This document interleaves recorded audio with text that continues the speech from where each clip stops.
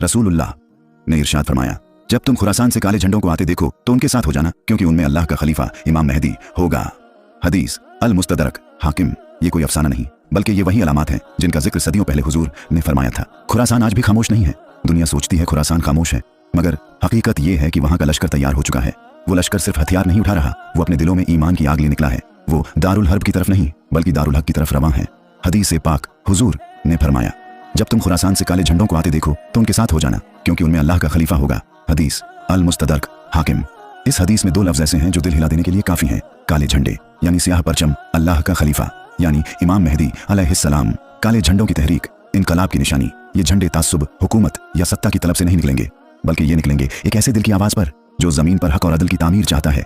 ये झंडे जुल्म के खिलाफ होंगे। ये आवाज देंगे उस लीडर को जो छुपा हुआ है मगर जल्द जाहिर होने वाला है। हदीस पाक, एक लश्कर खुरासान से निकलेगा और किसी को रोकेगा नहीं जब तक कि वो बैतुल मकदिस में झंडा न गाड़ दे। हदीस अबू दाऊद।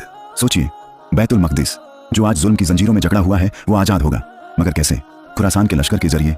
क्या खुरासान का लश्कर सिर्फ हथियारों वाला होगा? नहीं, ये लश्कर ऐसे लोगों पर मुश्तमिल होगा जिनकी रातें सजदों में गुजरती होंगी, जिनकी ज़बानें जिक्र से तर होंगी, जिनके दिलों में कुरान जिंदा होगा और जिनका ईमान तलवार से ज्यादा तेज होगा। ये लश्कर वो होगा जो जमीन नहीं पहले दिलों को फतह करेगा। हदीस पाक, मेरी उम्मत का एक लश्कर खुरासान से निकलेगा जो इमाम मेहदी की मदद करेगा जब वो ज़हूर फरमाएंगे। हदीस इब्ने माजाह।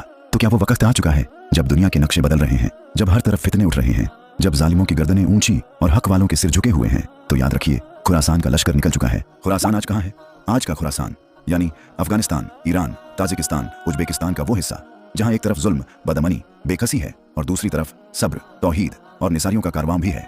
अफगानिस्तान में बच्चों के हाथों में पत्थर हैं मगर दिलों में ईमान की तलवारें। ईरान के पहाड़ों में वो जवान हैं जिनकी रातें कयाम में और दिन जिहाद नफ्स में गुजरते हैं। ताजिकिस्तान और उज्बेकिस्तान की सरजमीन पे खामोश लेकिन रूहानी तैयारियां जारी हैं।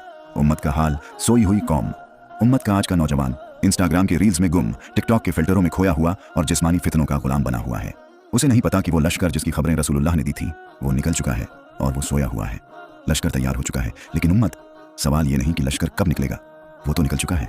सवाल ये है, क्या वो उम्मत जिसके लिए वो लश्कर निकला अब भी ख्वाबगाह में पड़ी सो रही है? चंद आवाजें जो उठ रही हैं। कुछ नौजवान ऐसे हैं जो इंटरनेट के पर्दों के पीछे कल्बों की तहरीक चला रहे हैं। कुछ बच्चे ऐसे हैं जो कुरान को सीने से लगाए अपने बाप की शहादत के बाद भी मुस्कुरा रहे हैं।